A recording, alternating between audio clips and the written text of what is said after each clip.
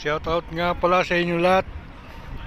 Panibagong araw, panibagong vlog na naman si Lolo. Ayun, sa gitna ng kaguluhan dito sa Saudi, nakuha pang gumala yung mga amo. Dito kami ngayon sa Boulevard World. Kahit na may mga magsabog sa taas, magala pa rin yung mga amo. Siyempre, driver lang tayo. Dito lang tayo sa parking area. Hindi tayo makapasok sa loob. Ayan.